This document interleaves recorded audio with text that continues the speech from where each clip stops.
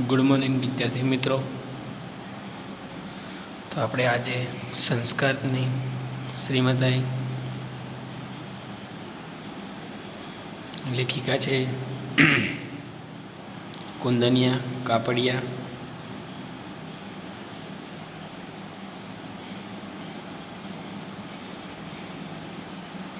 કુંદિકા કાપડિયાનો જન્મ લીંબડી મુકામે થયો છે। તેઓ વાર્તાકાર તેમજ નવલકથાકાર તરીકે જાણીતા છે। પ્રેમના આંસુ, કાગળની હોડી વગેરે તેમના જાણીતા વાર્તા સંગ્રહ છે। તો 7 પગલાં આકાશમાં એમની બહુ ચર્ચાયેલી નવલકથા છે। પરમ સમીપે વિશિષ્ટ રીતે તૈયાર કરેલો એક પ્રાર્થના સંગ્રહ છે। એમણે સાહિત્યની સાથે સાથે સમાજ સેવા અંગીકાર કરી છે। હાલ તેઓ વલસાડ નજીક આવેલા નંદીગ્રામમાં સ્થાયી થઈ સાહિત્ય સર્જન કરી રહ્યા છે। માનવ જીવનની ઘટમાળ એવી છે કે એમાં સુખ પછી દુઃખ, ચડતી પછી પડતી,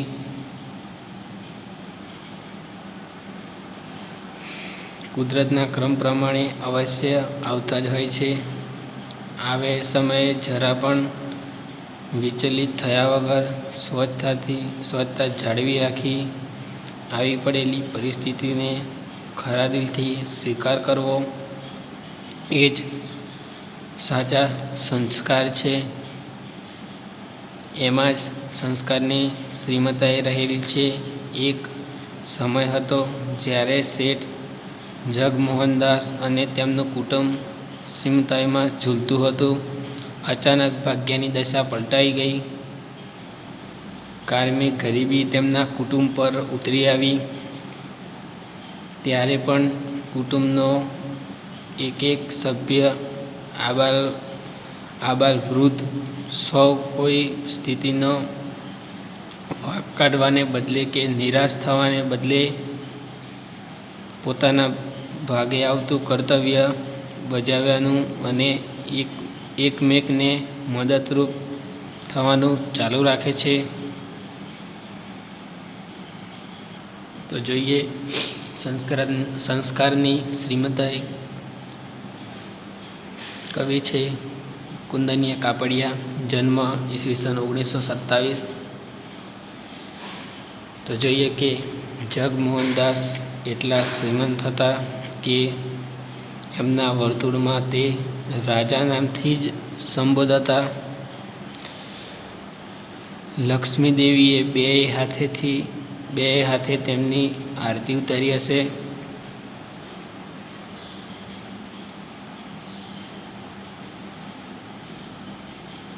60 લાખ રૂપિયાને ખર્ચે દરિયા કિનારે બંધાવેલો તેમનો આસમાની આનંદ મહેલ રાત્રે દીવાના ઝળહળાટથી અલકાપુરીની યાદ આપી જતો।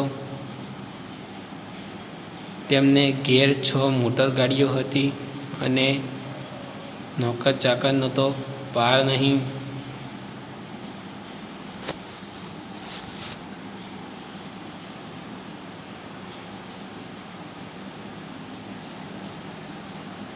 જગમોહનદાસના કુટુંબના 8 સભ્યો, તેમના પત્ની પાર્વતીબહેન, વૃદ્ધ પિતા દયાળજીભાઈ, 26 વર્ષનું પુત્ર સુમોહન, પુત્રવધુ ઉત્પલા, તેમના 2 બાળકો મિલન તથા મૃણાલ, 16 વર્ષની પુત્રી પ્રીતિ અને જગમોહનદાસ પોતે।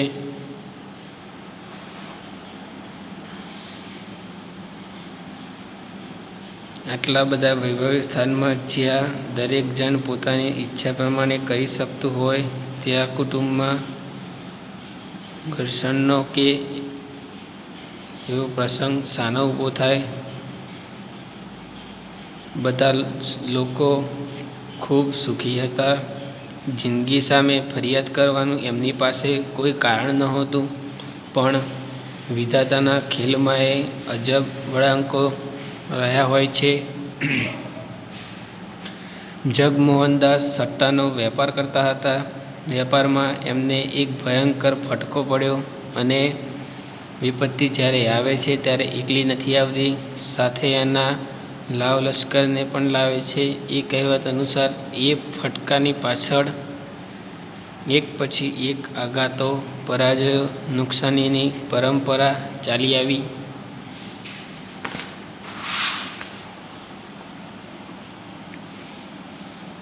થોડા વર્ષોમાં જગમોહનદાસ બધું જ ખોઈ બેઠા. એ ન માની શક્યા એવી વાત હતી. આટલી બધી સંપત્તિ, આટલો બધો વૈભવ, આ માન સ્થાન બધું જ પાણીમાં રેલાઈને માફક આગ ઉગાડતા ન ઉગાડતામાં વહી ગયું. નુકસાન એવડું મોટું હતું કે શેઠને પોતાનો બંગલો સુદ્ધા વેચી નાખવો પડ્યો. મોટર ગાડી ને ઘરની બીજી કિંમતી વસ્તુઓ તો એ પહેલાં જ વેચી નાખેલી. અતિશયોક્તિ વગર ખરેખર સોનાના પારણામાં જેમના બાળકો ઝૂલ્યા હતા એ જગમોહનદાસ 50 રૂપિયા ભાડું આપી એ નાનકડા મકાનમાં રહેવા ચાલ્યા ગયા.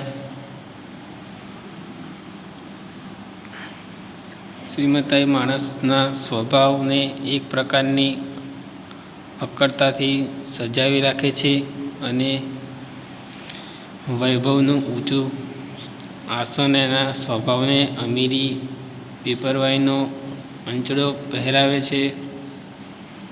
પણ માણસની જ સામે જ્યારે આફતો આવી પડે છે, પાઈના હિસાબ ઉપર એને દિવસો ખેંચવાના હોય છે, ત્યારે એના સ્વભાવમાં સમતુલા અને ઔદાર્ય કેટલા રહે છે એ એક નિરીક્ષણ કરવા જેવી વસ્તુ છે. જગમોહનદાસ શેઠ નાના બની ગયા પછી ઘરમાંથી બધા નોકરોને રજા આપવામાં આવી હતી. કેવળ એક ગાંઠી ઘરનું કામ કરતો રસોઈની કામ સ્ત્રીવર્ગે ઉપાડી લીધું હતું. ઝડપથી નવી મોટરોમાં ફરતા શેઠિયાઓને બદલે હવે એમને ઘેર નાના સામાન્ય માણસોની અવર જવર વધી હતી.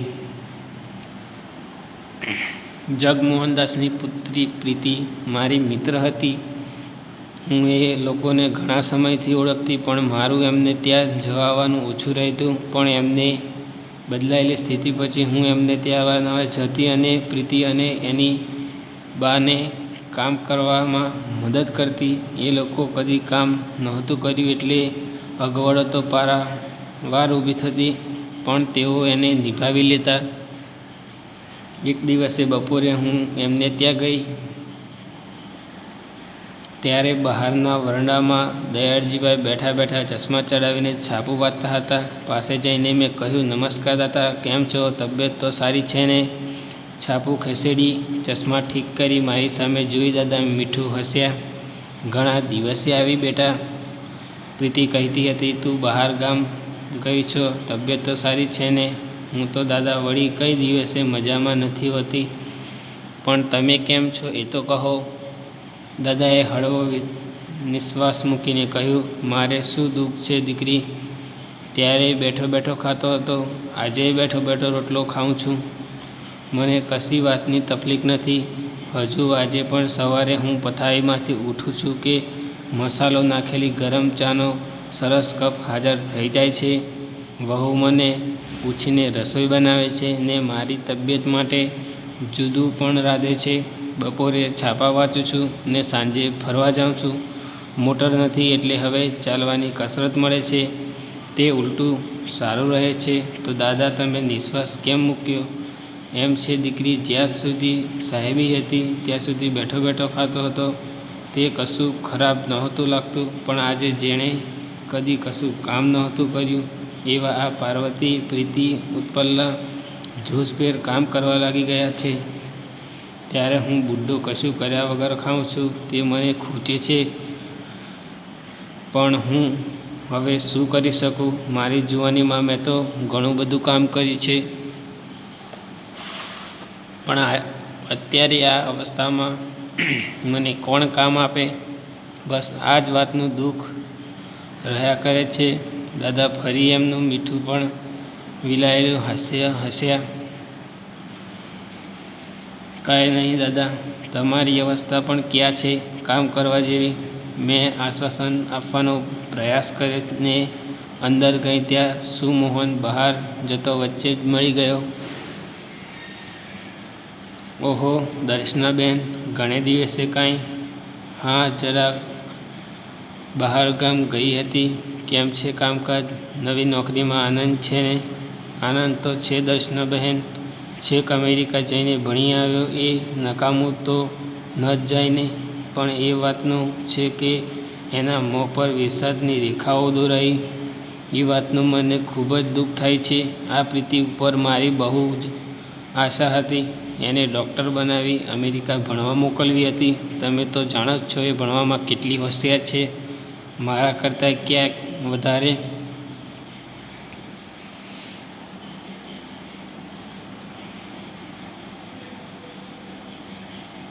મને એમ હતું કે મારી નાનકડી વહાલી બહેનને હું ઊંચામાં ઊંચી શક્ય હશે તેવી કેળવણી આપીશ, પણ હવે એ સ્થિતિ રહી નથી. મને થાય છે હું એનાથી મોટો એટલે મને એ સગવડ મળી ગઈ. હવે સ્થિતિ બદલાઈ, એમાં સહન તો એણે જ કરવાનું ને. સહન તો સામાન્ય રીતે મોટા કરે છે. એ મારાથી નાની તો પણ એનો અવાજ ભીનો થઈ ગયો. એના હૃદયમાં રહેલી આ પ્રેમ સભરવાણી જોઈને મારા દિલમાં પણ કરુણા ઉભરાઈ આવી. હું બોલી, કાંઈ નહીં સુમનભાઈ, સંયોગથી પરાજિત ન થાય અને મુશ્કેલીઓ સામે ઝૂકી જવાને બદલે લડત આપે એનું નામ જીવન. તમે આવા પુરુષાર્થી છો, પછી પ્રીતિને શાની ચિંતા?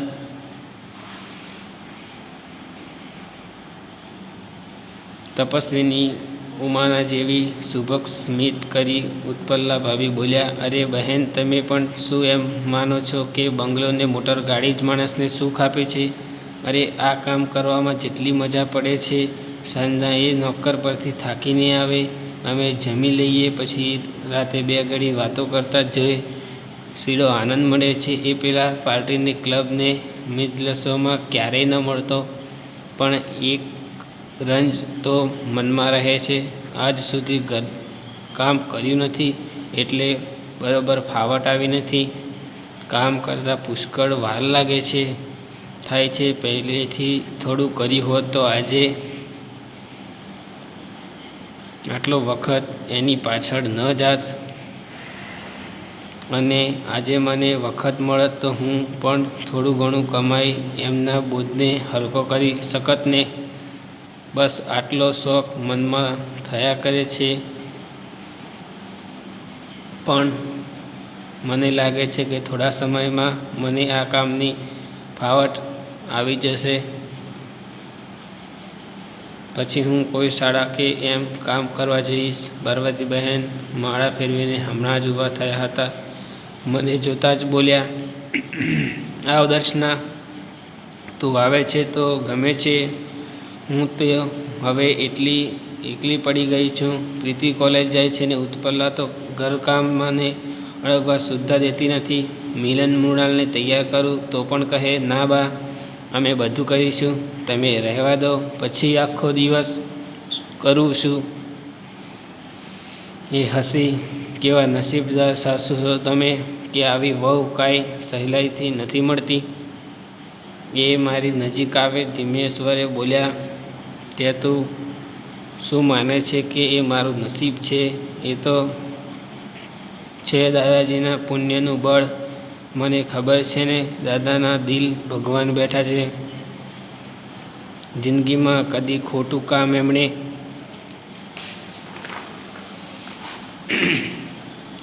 કર્યું નથી. ખોટું બોલ્યા નથી, કોઈનો તિરસ્કાર કર્યો નથી. ભગવાનને સંપત્તિ લઈને તો ઉલટાની વધુ મોટી આશીષ આપી છે. પણ શોખ એટલો થાય કે બધાએ આ મુશ્કેલી નિવારવા કાંઈ ને કાંઈ કામ ઉપાડી લીધું ને હું એકલી રહી ગઈ. મને થયું કપડાં સીવતા શીખું તો સંચો ઘેર વસાવી શકાય, પણ ડૉક્ટરે કહ્યું હતું આંખે ઝાંખપ આવે છે એટલે આંખનું કોઈ પણ કામ હમણાં કરજોમાં. દવા થઈ જાય પછી ચશ્મા લેવા પડશે. ખરે ટાંકણે વિઘ્ન ઊભું થયું ને બસ આટલું ના હોત તો કશીય ખોટ ન હતી. બહાર જઈ પ્રીતિનો હાથ પકડી હું બોલી, પ્રીતિ તું તો ખૂબ ભાગ્યવાન છે. જે ઘરના લોકોમાં આટલી કર્તવ્ય ભાવના, પોતાને ઘસી નાખવાની આટલી ઝંખના હોય, એમના પ્રેમની સુવાસ તો સાચે જ તને ઈર્ષ્યા કરવા જેવી ભાગ્યશાળી બનાવી દે છે.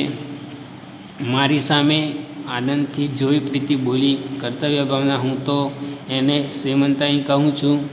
પેલી શ્રીમંતાઈ તો વસ્તુનો આડંબર હતો, બહારની ચીજ હતી. સાચી શ્રીમંતાઈ તો એ સૌના દિલમાં વસી છે. સંસ્કારની શ્રીમંતાઈ. એમ ન હોત તો આર્થિક દૃષ્ટિએ આટલા મોટા પતન પછી અમે સી રીતે અમારા ઘરની એ સંબંધિતા, એ જ આનંદ, એ જ અખંડિતતા જાળવી શક્યા હોત? કહે તો હર્ષથી મેં પ્રીતિનો હાથ દબાવ્યો. ઘણા મોટા ધનની સ્વાભિમાની બની છો પ્રીતિ. તો જોઈએ શબ્દ સમજૂતી. આસમાની તો આકાશ જેવા ભૂરા રંગનું, અલકાપુરી તો સ્વર્ગ, પુત્રવધુ તો પુત્રની પત્ની, વૈભવી તો વૈભવવાળું, વિધાતા તો બ્રહ્મા, વિપત્તિ તો દુઃખ. બીજો શબ્દ છે આફત, ફટકો પડવો, નુકસાન થવું. શુદ્ધ તો સહિત. બીજો છે સાથે, અતિશયોક્તિ તો હોય તે કરતાં વાત વધારીને રજૂ કરવી. અંચળો તો કશું છુપાવવા માટેનું ઓઢણ, ઔદાર્ય તો ઉદારતા, અમીરી તો શ્રીમંતાઈ, અગવડ તો સાવ જરૂરી હોય તેવા સાધન ન હોય તે, બુઢ્ઢો તો ઘરડો માણસ, અવસ્થા તો ગળપણ, વિલાવવું તો કરમાવવું, કરુણા તો દયા, પરાજિત થવું તો હારી જવું, ઝૂકી જવું તો નમી જવું, સીંડું તો ઠંડુ, રંજ તો દુઃખ. બીજો શબ્દ છે દિલગીરી. સંપત્તિ તો ધન દોલત, પુરુષાર્થી તો મહેનત કરનાર, સર્વાણી તો ઝરણું, શુભંગ તો સુંદર. બીજો અર્થ છે રમણીય. સ્મિત તો મંદ, હાસ્ય. મિજલસ તો ગમ્મત ભર્યો, મેળાવડો. વિઘ્ન તો અડચણ. માં તો નકારના અર્થમાં ઘસી નાખવું તો ખૂબ કામ કરવું. ઝંખના તો આતુરતા સાથેની વારંવારની ઈચ્છા. બીજો અર્થ છે વારંવારનું સ્મરણ. પતન તો પડતી. સંવાદિતા એટલે કે એકરાગ. બીજો અર્થ છે સહમતિ. સાહેબી તો સમૃદ્ધિ.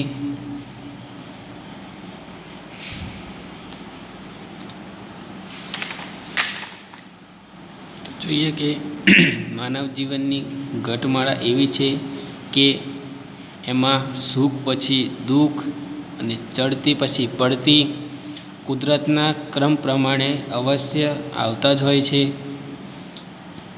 આવી સમયે જરા પણ વિચલિત થયા વગર સ્વચ્છતા જાળવી રાખી આવી પડેલી પરિસ્થિતિનો ખરા દિલથી સ્વીકાર કરવો એ જ સાચા સંસ્કાર છે. એમાં જ સંસ્કારની શ્રીમતાઈ રહેલી છે. એક સમય હતો જ્યારે શેઠ જગમોહનદાસ અને તેમનું કુટુંબ શ્રીમતાઈમાં ઝૂલતું હતું. અચાનક ભાગ્યની દશા પલટાઈ. કાયમી ગરીબી તેમના કુટુંબ ઉપર ઉતરી આવી. ત્યારે પણ કુટુંબનો એક એક સભ્ય આબાલ વૃદ્ધ સૌ કોઈ સ્થિતિનો વાંક કાઢવાને બદલે કે નિરાશ થવાને બદલે પોતાના ભાગે આવતું કર્તવ્ય બજાવવાનું અને એકમેકને મદદરૂપ થવાનું ચાલુ રાખે છે.